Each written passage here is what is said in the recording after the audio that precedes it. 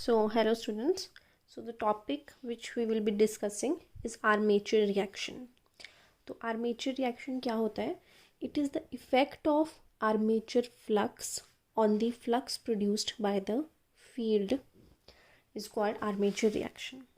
तो हमें पता है कि कोई भी आपका जनरेटर है तो उसमें एक हमारा फील्ड होगा, ठीक है, और एक हमारा आर्मेचर होगा. ओके, सो हम सिंक्रोनस मशीन में हमेशा फील्ड को रोटेटिंग बनाते हैं. फील्ड है वो जिसमें हम खुद करंट दे रहे हैं, खुद इलेक्ट्रोमैग्नेट बना रहे हैं, उसको हम रोटेटिंग बनाते हैं. और जो आर्मेचर है जहाँ से हमें करंट लेना है, जिसमें अल्टरनेटिंग करंट प्रोड्यूस होगा, उसको हम स्टेशनरी रखते हैं. क्योंकि हमने पहले भी डिस्कस किया, क्योंकि जो 3 फेज़ हमारा है उसमें अगर हमें करंट लेना पड़ेगा तो ज़्यादा नंबर ऑफ़ स्लिप रिंग्स लगेंगे. तो कमर्शियली अवेलेबल जितने भी सिंक्रोनस जनरेटर्स हैं उनमें आर्मेचर हमेशा हम स्टेशनरी रखते हैं और फील्ड को हम रोटेटिंग बनाते हैं, जिसके बहुत सारे बेनिफिट्स हैं. आप रिवाइज़ कर लेना उनको दोबारा. तो यहाँ पे वैसे ही मैंने एक स्ट्रक्चर बनाया है जिसमें फील्ड मेरा रोटेटिंग है. ये फील्ड है, इसको मैंने खुद इलेक्ट्रोमैग्नेट बनाया है एक्सटर्नल डीसी सप्लाई देके, और इसको खुद हम घुमाएंगे. ठीक है, तो डीसी जनरेटर में क्या होता है, हमें खुद घुमाना पड़ता है रोटर को. तो सबसे पहले हम क्या कर रहे हैं, इधर rotor is rotating in clockwise direction. इसको मैं एक्सटर्नल इनपुट से इधर by the force of water और स्टीम और वटेवर, उसकी हेल्प से मैं इसको रोटेट करवा रही हूँ. तो जब हम इसको रोटेट करवाएंगे तो जो आर्मेचर है इनमें करंट्स प्रोड्यूस होंगे, ठीक है, इलेक्ट्रोमैग्नेटिक इंडक्शन से. और इसकी डायरेक्शन की करंट किस डायरेक्शन में प्रोड्यूस होंगे ये हम पता कर सकते हैं. फ्लेमिंग्स राइट हैंड रूल से भी हम निकाल सकते हैं, ठीक है, और लेंजेस लॉ से भी निकाल सकते हैं. ठीक है, दोनों से ही आपका आंसर आ जाता है. तो अब देखिए यहाँ पे जैसे हम इसको रोटेट करवा रहे हैं, ठीक है, तो इस तरफ अब क्या बनना चाहिए हमेशा, ठीक है. इसमें करंट्स ऐसे प्रोड्यूस होंगे कि जिस चीज़ ने उसको प्रोड्यूस किया है वो उसको हमेशा अपोज करेगा. तो यहाँ पे क्यों करंट प्रोड्यूस होंगे इसमें, क्योंकि ये इस तरफ को घूम रहा था, तो इधर जो पोल बनेगा वो इसके इस साइड के मोशन को हमेशा अपोज करेगा. तो इस साइड हमारा नॉर्थ पोल बनेगा और इस साइड साउथ पोल बनेगा. ठीक है, तो अब हम देखते हैं कि इस कॉन्फ़िगरेशन के लिए अब इसमें करंट्स कैसे होंगे. तो अभी देखिए हॉलो का केस है, ठीक है, इसमें कोर हमारा हॉलो है. तो इसमें जिस डायरेक्शन में हमारा थंब पॉइंट करता है, थंब हमें इसमें हमारा साउथ की डायरेक्शन में करेगा, ये अपोजिट वाला केस है. तो करंट कैसे आएगा, यहाँ से मतलब इस साइड में मेरा थंब होगा, यहाँ से अपवर्ड और इधर से डाउनवर्ड, मतलब इधर मेरा क्रॉस डॉट बनेगा और इधर क्रॉस बनेगा.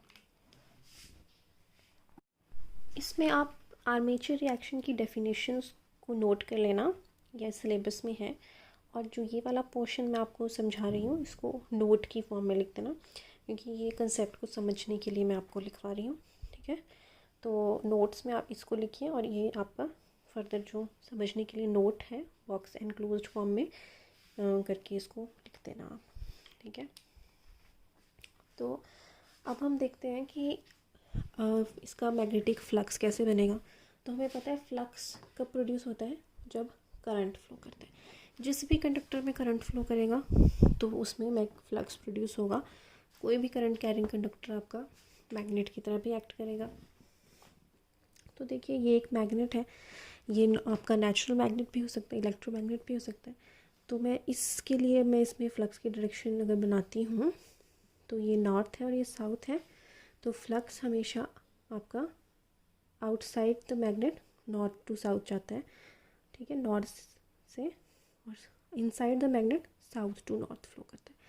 ठीक है, तो जो मतलब खाली पोर्शन है वहाँ पे हमेशा नॉर्थ से जाता है और साउथ में एंटर करता है. तो इस तरह से फ्लक्स बनता है, हमेशा क्लोज्ड लूप्स होते हैं, नॉर्थ से निकलता है, साउथ में एंटर होता है. ओके, तो इसका मैग्नेटिक फ्लक्स इसी तरह से हम बना देते हैं, नॉर्थ से निकलता हुआ और इस तरह से साउथ में एंटर होता हुआ, ठीक है। And similarly in this way, ठीक है, यहाँ से नॉर्थ से निकलता हुआ। अब ये तो हमारा इसका फ्लक्स बन गया। अब करंट हमारे ये जब फ्लक्स कट हुआ, रोटेट करा रहे थे हम इसको, जब इसके कंडक्टर्स में फ्लक्स चेंज हुआ तो इसमें भी करंट आ गया। अब इसमें भी करंट आ गया तो इसमें भी तो फ्लक्स प्रोड्यूस होगा, ठीक है, कि अब ये भी तो करंट कैरिंग कंडक्टर है। अब इसमें कैसे फ्लक्स प्रोड्यूस हो रहा है, उसकी डायरेक्शन हमने देख ली, नॉर्थ साउथ। इसकी डायरेक्शन कैसे होगी जो इसकी वजह से फ्लक्स बनेगा, वो भी हम देखते हैं।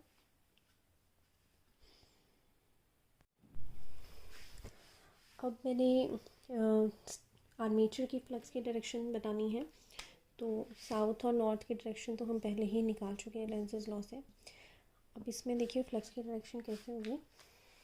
देखो साउथ आउटसाइड की आउटसाइड है आपका पोर्शन, हॉलो पोर्शन, तो हॉलो पोर्शन में फ्लक्स कहाँ से जाता है आपका, हमेशा नॉर्थ से साउथ की तरफ को, ठीक है। तो यहाँ पे मतलब इस तरह से आ रही है लाइंस, नॉर्थ से साउथ, और इनसाइड आपका जाता है साउथ टू नॉर्थ, ठीक है, इस तरह से। तो और इस तरह से ऐसी मल्टीपल लाइंस होंगी आपकी। तो फ्लक्स की डायरेक्शन आपकी ये है, ठीक है। यहाँ पे कंडक्टर है, ओके, तो इसकी वजह से ऐसी फ्लक्स बन रही है, तभी यहाँ पे नॉर्थ बन रहा है, नॉर्थ से साउथ, ठीक है। अब यही डायरेक्शन फर्स्ट लेक्चर में हमने देखा था कि आप कोई भी करंट कैरिंग कंडक्टर है तो उसकी भी फ्लक्स हम राइट हैंड थंब रूल से निकाल सकते हैं। तो या तो मैं इसकी डायरेक्शन ऐसे बना दूँ, या एक और तरीका भी है कि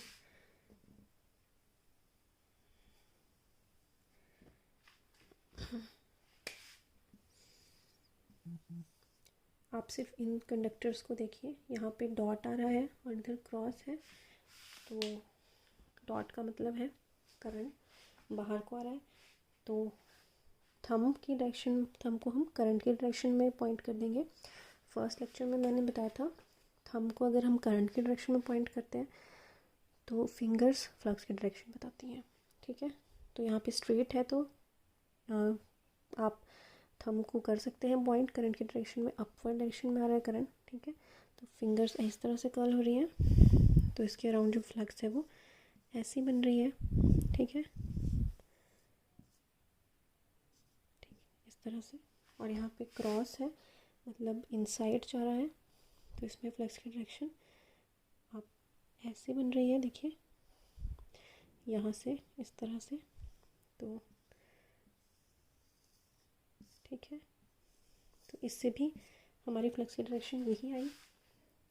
तो चाहे हम ऐसे निकाल दें, या तो मैंने जैसे आपको डायरेक्शन से बताया साउथ, नॉर्थ से साउथ, उस तरह से निकाल दें, एक ही बात है, ठीक है। इसको आप बस नोट फॉर्म में अपने समझने के लिए आपने देखना है, इसको याद नहीं करना है, just try to understand the concept. तो अब हमारे पास दो फ्लक्सेस हैं, एक ये वाली फ्लक्स है और एक ये फ्लक्स है। अब ये दोनों आपस में मिल जाएंगी, ठीक है। पहले क्योंकि ये फ्लक्स थी इसकी वजह से इसमें भी करंट प्रोड्यूस हो गया और यहाँ पे भी आपका अब फ्लक्स प्रोड्यूस हो गई। अब जो दो फ्लक्सेस हैं इनका कैसा आपस में क्या इफ़ेक्ट करेंगे एक दूसरे को, वही आर्मेचर रिएक्शन है, ठीक है। The effect of armature flux on the flux produced by the field, ये वाली फ्लक्स आर्मेचर ने प्रोड्यूस की, आर्मेचर के कंडक्टर्स ने, और ये वाली जो फ्लक्स थी वो फील्ड के कंडक्टर्स की थी। तो आर्मेचर के कंडक्टर्स की फ्लक्स का फील्ड की फ्लक्स पे क्या इफ़ेक्ट है, उसको हम आर्मेचर रिएक्शन कहते हैं, ठीक है। तो ये अलग अलग पावर फैक्टर्स पे, अलग अलग टाइप के लोड्स पे इसका अलग अलग इम्पैक्ट पड़ता है। तो अभी हम डिफरेंट पावर फैक्टर्स पे स्टडी करेंगे आर्मेचर रिएक्शन।